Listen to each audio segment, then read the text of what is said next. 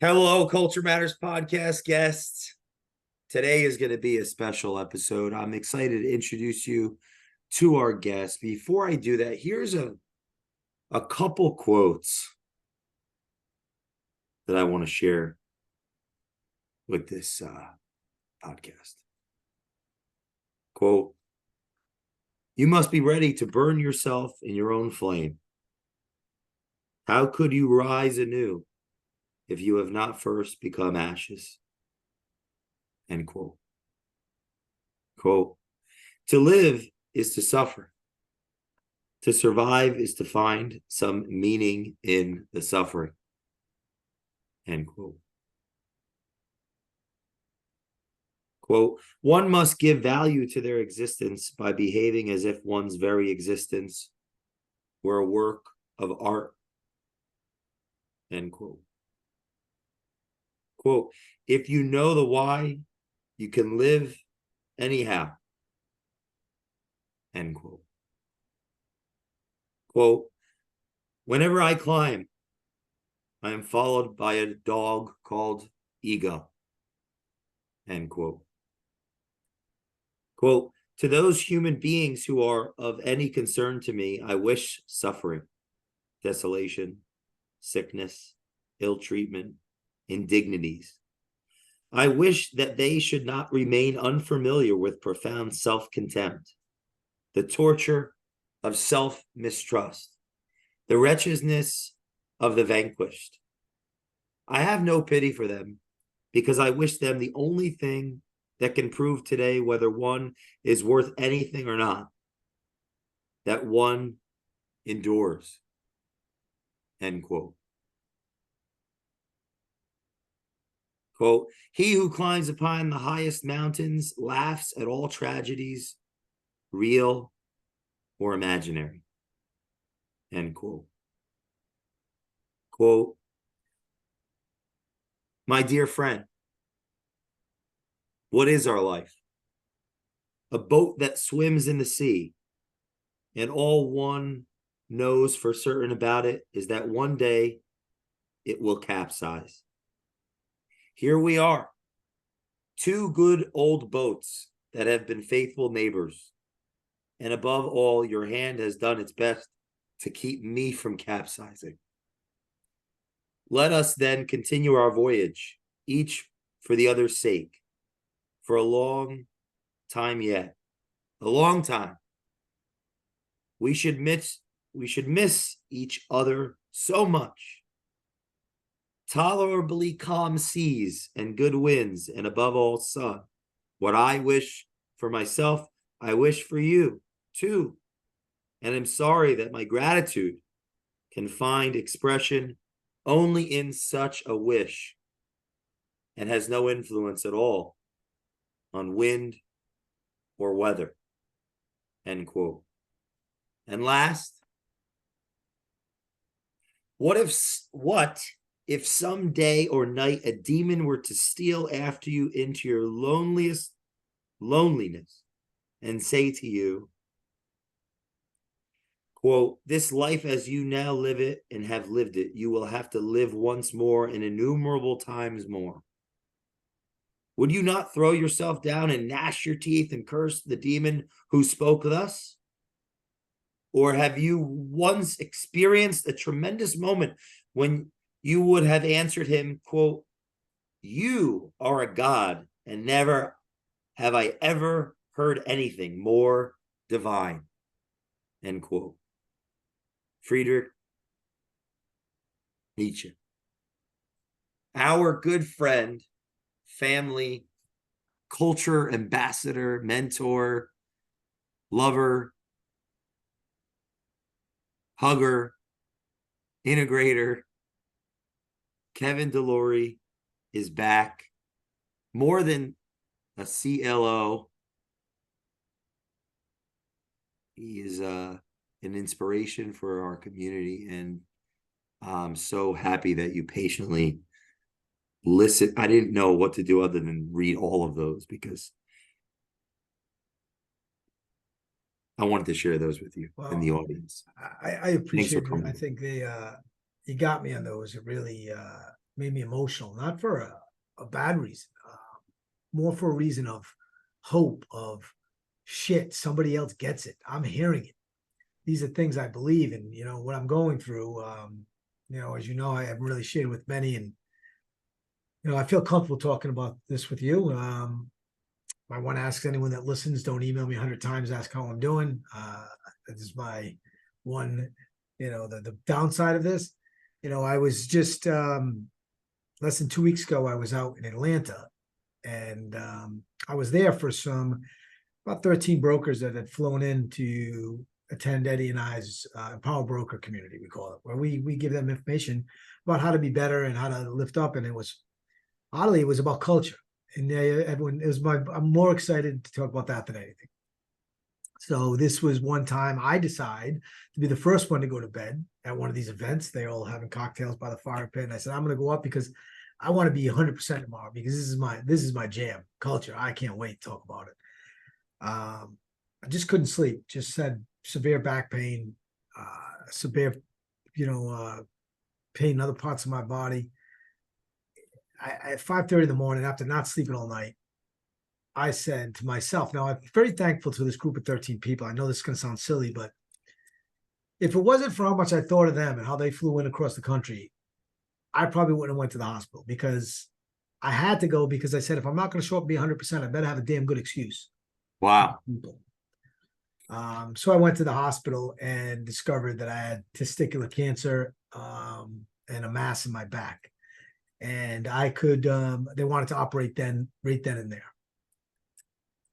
That wasn't an option for me. My wife and daughter are here in Rhode Island. Lucky for me, I have some great partners with Eddie and Phil, who said, look, we're going to send a plane. We're going to take you back to Rhode Island, get you, get your wife, pick you up, take you right to the hospital. 2 days later, I had surgery. This past week, discovered that I'm very fortunate. I know this sounds silly to say, that I'm very fortunate to have the type of cancer I have, because it's the most treatable, the most curable, the highest success rate. The doctor said to me, I know it's going to sound silly, but if you're ever going to have a cancer, this is the one you want. It's the most beatable, 98%, 95%, curable rate. I'll start treatment, 6 days from now, and I'm looking forward to it. So all of these things that you just read off about, you must burn yourself and all of these things. And I've always held myself in a high regard that I've survived so much. And I don't talk about it a lot, because I just don't, it's something I want people to see who I am today. And I think sometimes that may be selfish. I survived poverty. I survived my environment. I survived, going the different directions that my brothers could have been, which one ended up, in jail, finally committed suicide. The other one had an accidental overdose, became a severe alcoholic. I survived all that. I went on to college. I did all of those things. I lived through that, burning at the stake and rising like a phoenix, right? I've done that. So to me, this is nothing more than another challenge that I'm faced with, that I can demonstrate to other people that no matter how much adversity you get, you come out the other side and rise. And the one that really stood out to me too is, your ego, right? I think at times like this, it's clear as day if you are driven by ego or if you're not.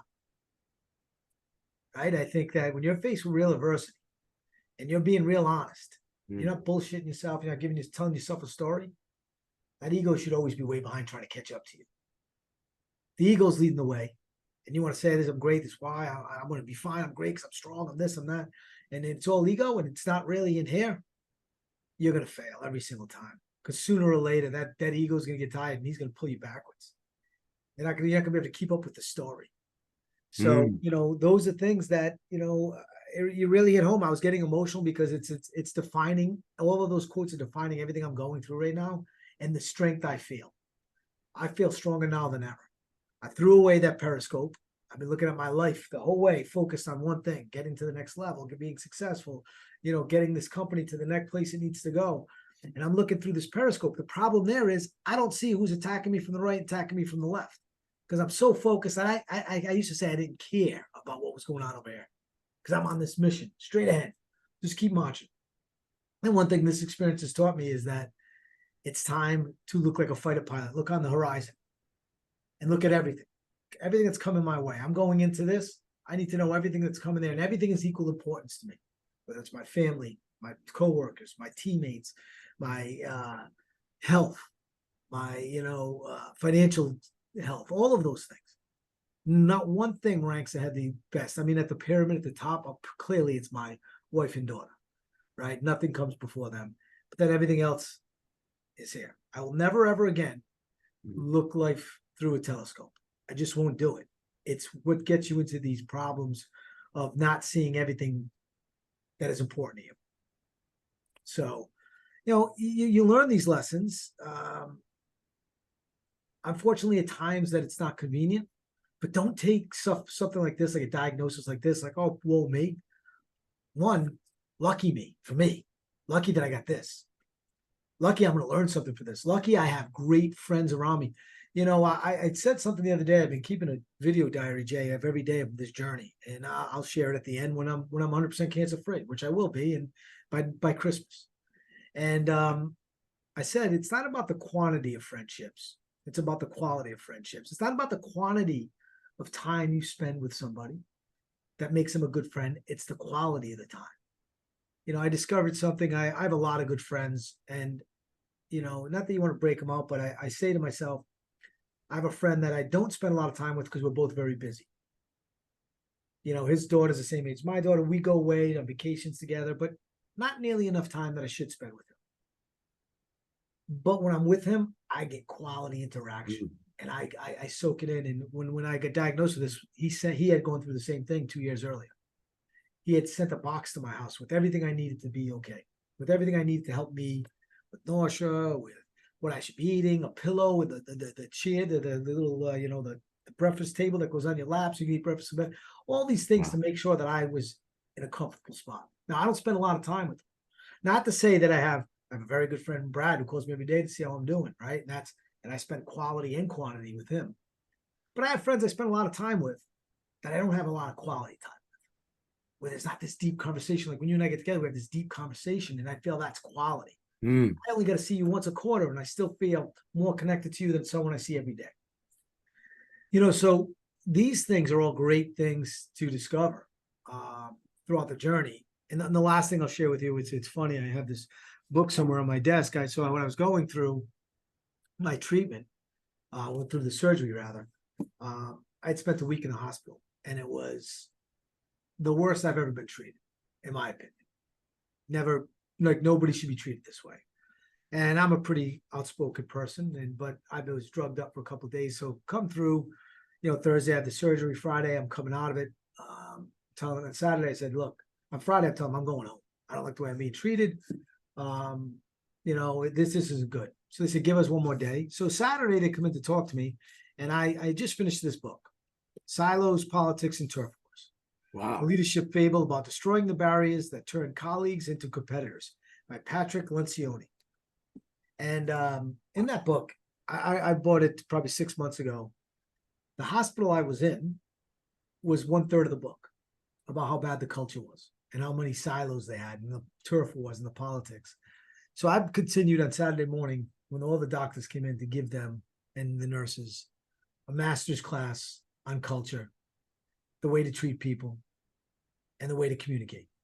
And said, with that being said, I'm going to leave today. I'm going to check myself out because you have no idea how to treat people. I can tolerate so much. What I can't tolerate is not being treated the way I feel I should be treated. And the lack of communication that's going on around me made me realize just how bad an organization can be without culture, communication, respect. None of them respected one another. None of them communicated with one another. So who is the recipient of all of that lack of culture and communication? Me. And I wasn't having it anymore.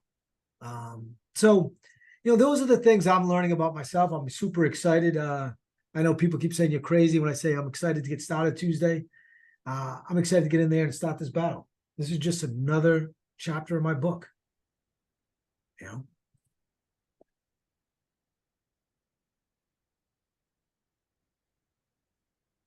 No, I dumped a lot on you there, buddy. Is there something wrong with me when my initial thought was I was excited for you? I think when you I would hope everyone would feel that way when they found out what type of, cancer I had, they would be excited. Like, to me, that's how I felt. The friend that I'm talking about that I spent a lot of quality time with, my buddy Billy, he had throat cancer. That's real deal. That's something tough to go through. I watched him go through it, and it broke my heart. I remember the day, like it was yesterday, that I ran into him when we were dropping our both of our, my wife, his wife, and our daughters off at the train station, so they go to New York for Christmas. And I remember the day it was yesterday, the way he looked. My heart broke for this guy, but he never once looked for sympathy. He never once asked for, me to feel bad. He wanted me to say, "You got this, kick ass." So when I think of it, I think of just how lucky I am that I have this one that's 98. He had one that was 80, 82. Percent to be successful, but the look of everything, that he was going through a war. I would never want to see him that way again. But he wanted me to make sure he knew that he got this, and he wanted me to be strong for him, and that's what you had to do. And today he's 100% cancer free, looking better than ever.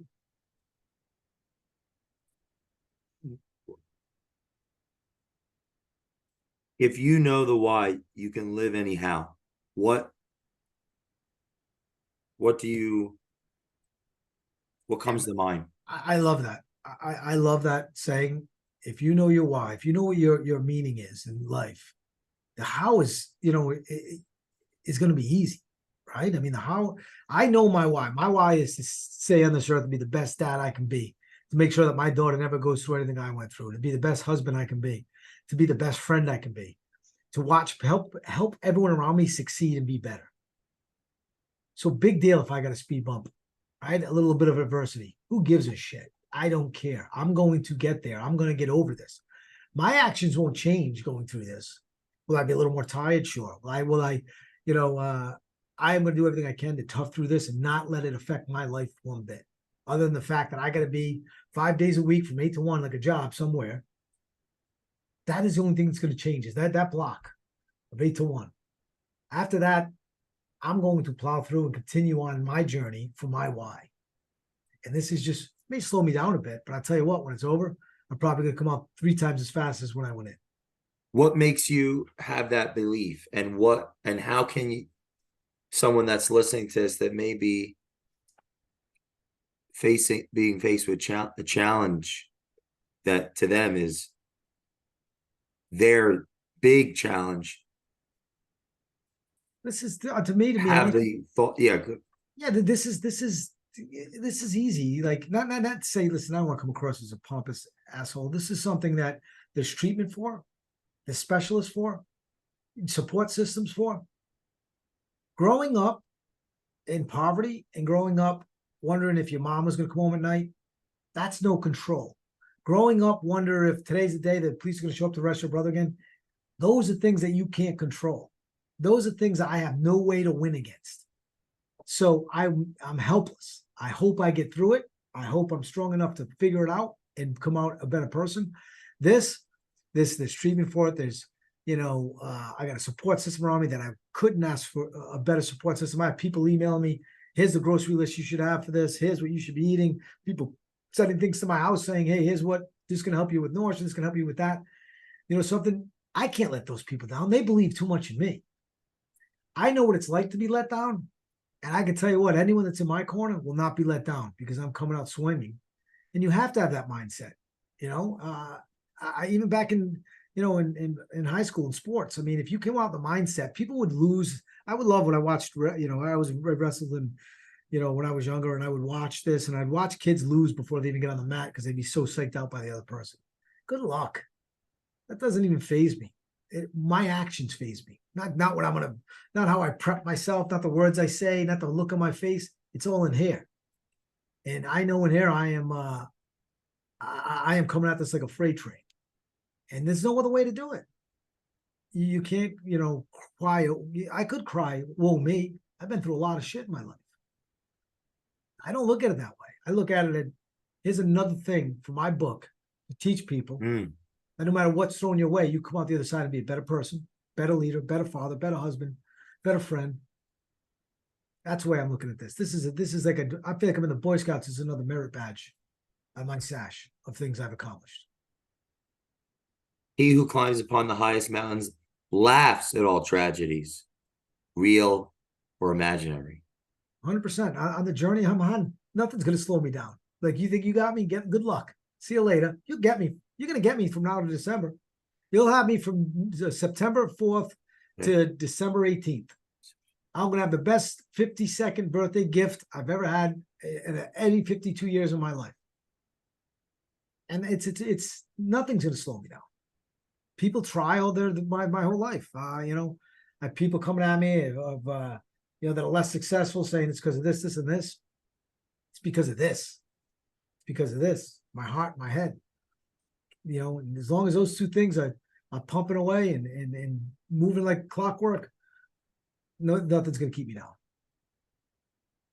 When you were reading that book and reflecting, was part of what your realization was that the costs of that team was ultimately you were the customer in that bed? And like, what came to mind as it relates to what we do every day with customers, Yeah, of our own, and what their you, experience could you're be spot like. on, Like, I want to Jay. know what's in that, what's going on in your head, what's Yeah, rattling around there. you nailed it, and that's exactly. I felt like I could never treat anyone the way that they treated me. I would not be happy. I always say treat others as you want to be treated, and you know, to be there, to be no one to really communicate with me, to ask questions that they would give me the wrong answers to. Um, you know, the lack of communication. You could see the dysfunction in anything. Like, you can walk in someone. I'm sure you've been there where you're having dinner with a couple and you're watching them, their interaction with each other. Like, wow, they are dysfunctional as shit, right? This is uncomfortable. That's the way I felt in that moment while I'm laying in that bed. Like, look at this dysfunctional organization. They don't even get it. When I brought that book up to him, there was an older gentleman in the room, and he goes, "No, no, no, not. You know, no, that's not the way anymore." I said, "Well, I would challenge you that you're right. It's not the way anymore. You're probably worse off than you were whenever this book was written." You know, so that would be my challenge to you. I said, you know, you guys are more dysfunctional, and I said, "Here's what I'm like: is you never asked me how I was doing. You told me how I should be doing. Nobody ever asked how I was doing, with the exception of I had one amazing nurse who was truly empathetic, kind, caring, thoughtful. Outside of that, it was this the way it is, this way it's going to go, this way. Wait, how about me? Aren't I the customer? Do I not matter in this equation? You may be the expert, but this is the vehicle. Like, you might be the mechanic, but this is the vehicle. I'm telling you, I got warning lights all over me. There's something going on here. And it was more so about just the communication. You know, it's something I would say, and it probably, I wasn't good at this probably till the last two years, where I now ask people, do you understand everything I just explained to you? Do you have any questions after everything I just said? Because I want to make sure that they understand what I said. I'm not talking at them, I'm talking to them, and hopefully they're engaged and they're listening, and you know, they get that. So yeah, that was, I would never treat anyone that way. That was good for me. I actually having a follow-up appointment today with my surgeon. You know, I filled out their survey and I was honest. I never fill out a survey because I think they're wasting time. But today, yesterday, sorry, I went in and they gave me a 0 out of 10. You know, looking back, I wish I would have stayed in the hospital in Atlanta where I was treated like a person. So What went through your mind in the first hour, and then where did you go from there? first hour was extreme fear, uncertainty. I mean, I'm not sitting here saying I'm the bravest guy in the world. I still have fear. I'm still nervous. I have uncertainty. So in the first hour, it was, am I going, you know, my blood pressure was 190 over 105 or something. Am I going to die? Uh, what the heck was I thinking? Now I've known about this problem for about 3 months, and I self-diagnosed myself with a hernia because apparently I'm a doctor. If you didn't know that about me. No, not anymore. I sued myself for malpractice for being a dumbass. So I had the strange thing was it, first thing that went through my head was fear. My wife, my daughter. This was eye opening for a lot of my friends that they've now gone out and did estate planning, doing a will, because you just never know.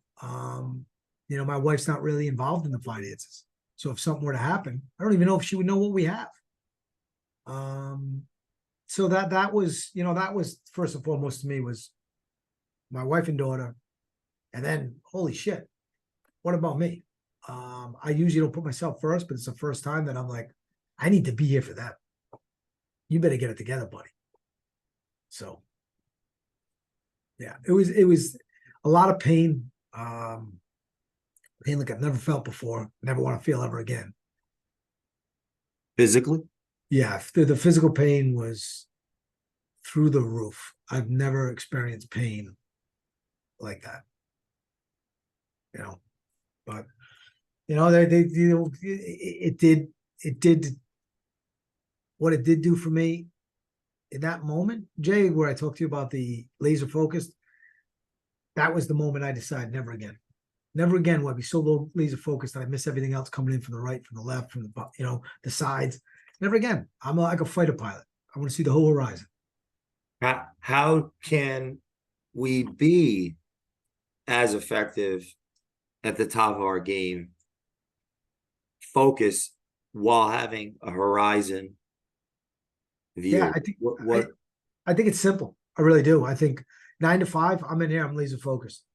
I got to learn to shut it off.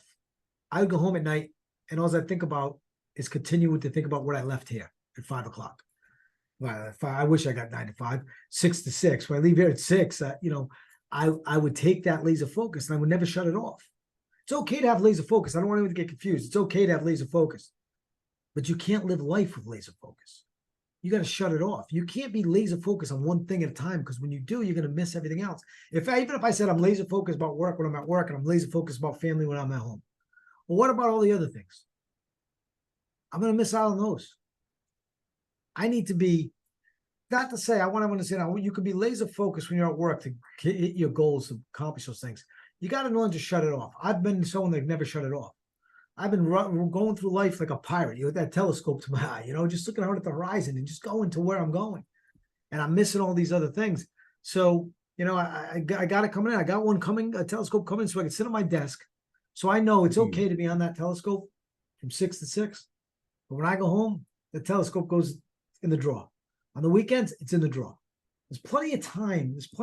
I think we forget there's plenty of time in the work week to get done what we need to do. But what about when we speak culture? It's not just in the office, it's your home, it's in your relationships, it's in your friendships.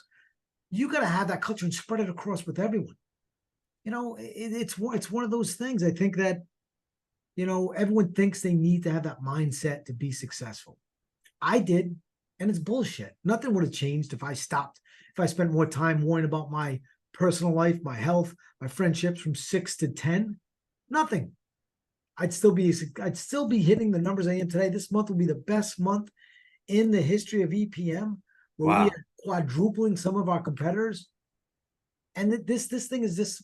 My thing is a side note. It's a side dish. I'm going to get through it. The main course from 6 to 6 is this company.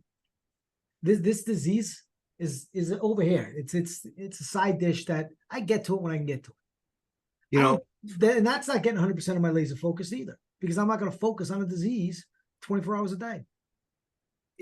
I just think from a language standpoint, right? Dis-ease. At some level, it isn't. This might be a bit philosophical, but I'm curious because you're philosophical.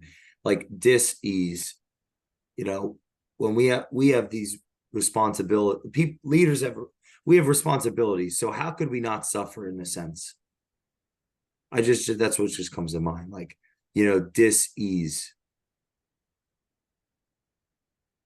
Yeah, I mean, I think it's it's a very fine line, I guess, when you come in every day and you got to be laser focused on this, knowing that you have this little bird over here chirping to you of, I ask myself, how am I feeling? I've actually gave up all alcohol, zero. I'm so in tune to my body. I want to be so in tune that I know everything that's going on through this journey, because I'll never make that mistake of self-diagnosing again. But I have a responsibility to come in here and still do my job. Now, with that being said, if I said to Eddie tomorrow I need a 90-day sabbatical so I can go get through this, go. But that wouldn't be good for me. That wouldn't be good for my heart. That wouldn't be good for my head. I'm not to say that I look at it as quitting. I am the type of guy that needs to be around people, that needs to, help people, that wants to feel like he's part of a team. And I'm not going to do that laying in my bed. I got to be here for my people. I want to be here. I like to be, I'm an athlete through and through. I like to be part of a team. I want to contribute. I don't care if I'm on the bench clapping it up. That's contributing to me. Or if I'm in the game, putting 50 points on the board. I want to show everyone around me that nothing, if you have the right mindset, can keep you down. I'm of the belief that had I not been permanently paralyzed, for a period of time, I'd be a loser. Because compared to who I am today, that Jay was losing. When I share that with you, what comes to mind? I think it's just what you said. Sometimes you need to be burnt to ashes to be built back up. I think that's, for you, that was probably a place where you felt helpless. Probably went through a whoa me, or maybe you didn't, but you just knew that you're going to get out of this. You're going to beat it because you have that. I tried to quit on Culture Matters. Really? I gave up. Well, because I lost my right hand. I had no use of it. And that's when I met Jenna. So she wasn't with me for my looks. I had a few friends at the time that I kind of got dumped by. So I had a little case study going.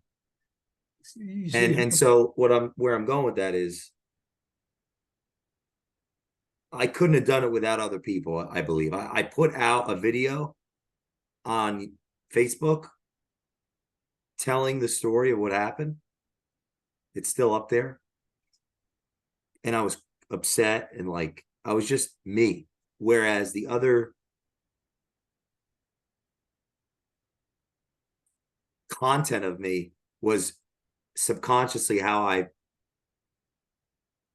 perceived I needed to be perceived as, to be heard and understood. And had that not occurred, I don't think Culture Matters would be what it is, where it is. I don't even know if I'd know you and have the blessing that is like. And at some point I just said, I don't need it. I don't need my arm. And I started writing 30 Days of Thought with no hand. I just kind of scribbled because I couldn't use my hand anymore. It was crushed by a ATV.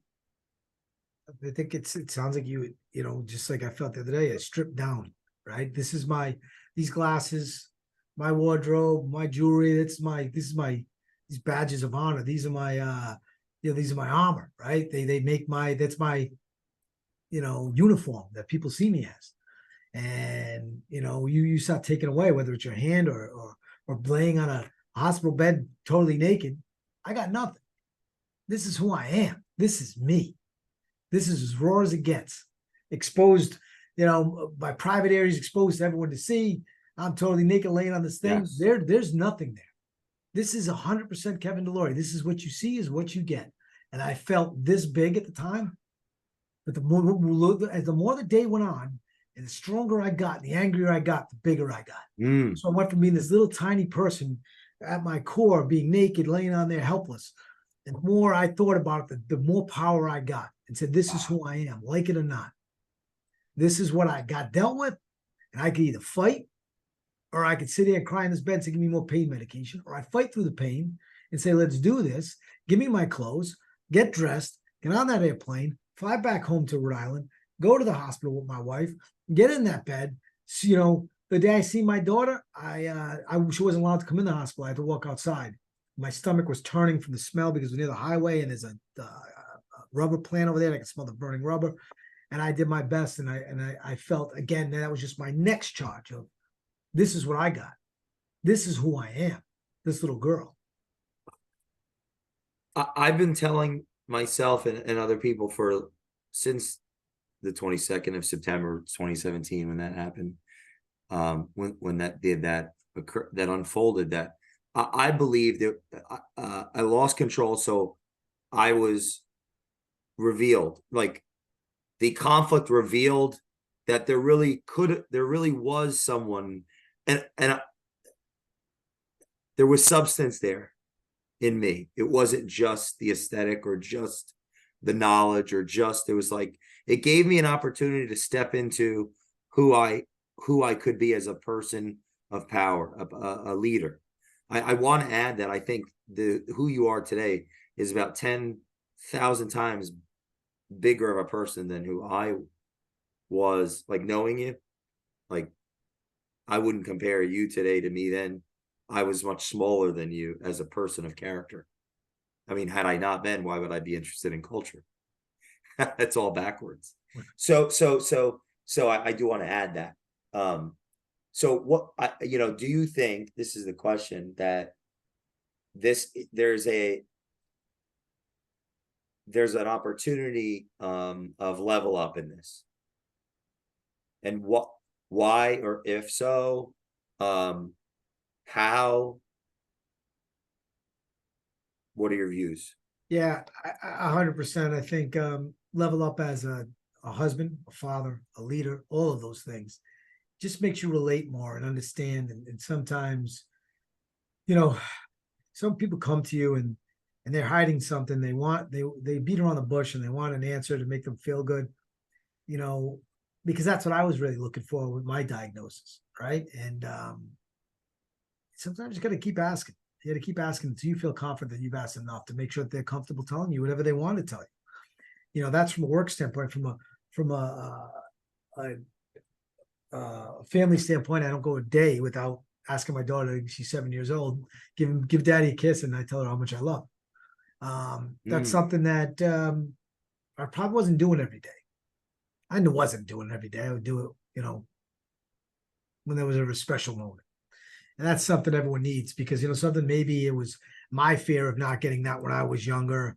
And I didn't even realize I was doing it until this, right? So you do have this, gave me this superpower, I like to say, of that, you become more attunable, be honest, and just, there's no sense of me BSing anybody, because at the end of the day, I'm in the most important battle of my life. And I need to fix all. This is my second chance, my rebirth. I use the word too. It's funny. This is how crazy it is. 2 weeks ago, before this, my word of the day in a meeting was Renaissance, which means rebirth, right? The Renaissance was the rebirth of the culture, rebirth of arts, and rebirth of everything. I was using it about me. This is before I get diagnosed. This is the word I used in the last Monday meeting I was involved in. Renaissance. Not knowing that I was going through this. And here I am going through this. So now, how true is that word for me? I am literally going through a renaissance in my life. I jokingly said to the doctor the other day, said, your hair may fall out. I know you love your hair. I said, oh, you know it. I said, look at this sticker. I mean, everything's on there. My logo is me with my hair. I said, I'll shave it off. He said, it might come back curly. I said, perfect. He said, what do you mean perfect? I said, well, now I go through the back 9 of my life with a new hairstyle and I didn't even have to pay for it. I have curly hair. Like, let's do this. Let's have some fun doing this. I'm the last thing that I'd say is, yesterday I was having a conversation with a good friend, and she had said, hey, you should get this, you get this. I'm blessed to be surrounded by so many people. When you have the disease, you don't want to consume your time looking up about it, of what it is, of how to treat it, and all these things. Worst thing you could do. But I'm surrounded by great people that have done that for me, and they've given me ideas and sending me emails. And yesterday, a friend last night sends me this list of things I need to get, that I should be eating, that I should be doing. And as I'm buying all this stuff, I'm realizing $160, $180, $210. I only Wow. spent close to $1,000. And I said, shit, how does everyone else get through this? They get through it the tough way, right? They get through it without all these extra specialty chemo drinks and protein shakes that are very expensive that can make the process easier on the body. And last night I went to bed thinking, maybe I should do something. Maybe I should use my platform to raise money. If I could help 3 people a month get through the same way I'm going to be able to get through, because I can afford to have all of these extra little special things to eat and special, vitamins to take and protein shakes to drink and chemo drinks and all of these things, these gloves and mittens that you put on, all these things. I am sure that 80% of the other people going through it cannot afford to do that, that this is something to them. Why don't I do something? Why don't I find some meaning out of this and help some people that can't afford to do that? So I am going to, I'm going to talk to my doctor Tuesday when I go in there. How do I start helping some of these people who are going along this journey with me, that were sitting beside me, hooked up to an IV? How do I make sure that they have this special water that I'm drinking, this special chemo drink, these protein shakes? How can I make sure, if I can make it just a little bit easier for the next person, why can't I do that? I'm lucky enough to be able to afford to do that. How do I do it in a more a grand way to help more people? So I'm gonna have that discussion. That's something I'm going to do. It's not going to cure anything, but if I can make people a little more comfortable, like everyone's doing for me, why can't I do that? So, What do you tell the person that says, why bother? Something that if everyone said that about me, I wouldn't be here today. There was a lot of people that I'm sure did say he's going to be just like his brother. Why bother? He's going to be, he comes from nothing. Why bother? He's just, that's not in the stars for him. He's not going to be a chief lending officer someday. He's not going to go to college and, get a great job. He's not going to do all these things. Look at his brother. His brother's in jail. His other brother's getting arrested every other week. Why bother? If the people that made me great are the ones that never said, why bother? What can I do next? Those people are the most inspirational people in my life. Wow. And I think if I could do that, I'm not doing this to be an inspiration. If I can just make somebody else feel a little less pain, make things a little bit easier, the same way I do work every day. I made a lot of mistakes coming up in this industry. The beauty of being a leader that's done the job, there's a lot of leaders out there that have never done the job, but they get a title, CEO, president, chief lending officer, vice president, whatever the title is, and they hang on to it. But you've never done the job. So how do you empathize with that person? How do you understand what they're going through? You don't, because you've never done the job. Guess what? I've done the job and I'll do it today. I was reading, I heard a great story yesterday of Mark Cuban. When he bought the Dallas Mavericks, he bought them $284 million. He said he only had 9 salespeople. He said, how do I get people to do, these people fired up, these salespeople to get tickets sold so I can make some money? He said, what I did is I put my desk in the middle of the office around the other 8 people, 9 people, whatever it was. And I picked up the phone and started making phone calls saying, I see you used to come to a game, but you haven't been in a while. And he started calling selling the tickets. That's leadership. That's somebody that sits in the corner office and says, this is the way you do things. Or I think, hey, let's try this. Let's try that. Let's try this. Look, I'm not saying should always try different things, but you got to have some background. You got to understand. You can't just say you'll be successful because of this. Well, how do you know? Have you done the job? No. But if you push them hard enough, they'll be able to figure it out. That's not the way to lead. The way to lead is to say, hey, I've done it. I made some mistakes. Maybe if we tweak it here, this might work. I wish I would have thought of that when I was in the trenches. That's leadership. I think a lot of people get confused of these type of leaders that, and I know I even scratch my head. I get it. Some CEOs on a higher level and they could go work for different companies. But when I look at like an executive vice president and they go from the software industry to, the transportation industry, I'm like, how the hell does he know what a pilot goes through, flight attendant goes through? Might not write code. I don't understand how those people become effective leaders. They're leaders, but how can they really relate to the people unless they do the job? So,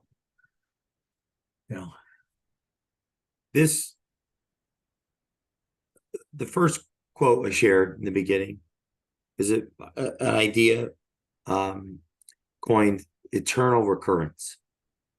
So I'm going to read it again. I want your thoughts.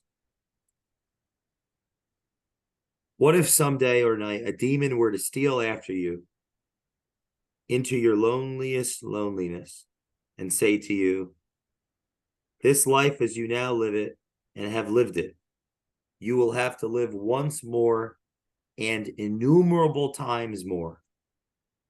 Would you not throw yourself down and gnash your teeth and curse the demon who spoke thus? Or have you once experienced a tremendous moment when you would have answered him, you are a god, and never have I heard anything more divine? So this dichotomy in the response is about this idea of the eternal recurrence, the idea that we're going to live the life we have already lived. I've already lived up to this point. You've already lived up to this point. Innumerable times. It's like a self-awareness exercise. Am I okay with that? Like, I'm asking to myself, like, am I okay with that? Am I living in the way that I'm okay with that? This is forever. I'm curious what you Yeah, I mean, think. I would say the demon almost got me when I was a child, right? When I'd be sitting on the stairs waiting for my mom to come home at 2 a.m. right? Those were tough days. Those were, a young boy that didn't think he could deal with it, right? You fast forward. So I go through that, and then I go through with everything that's going on with my brothers. Well, nope. F you, demon.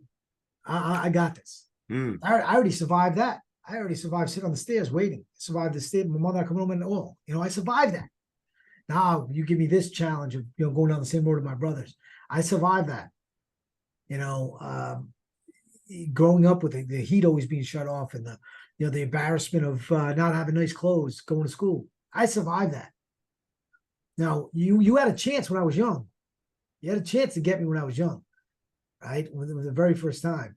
But after I realized I could win, I realized that get through that.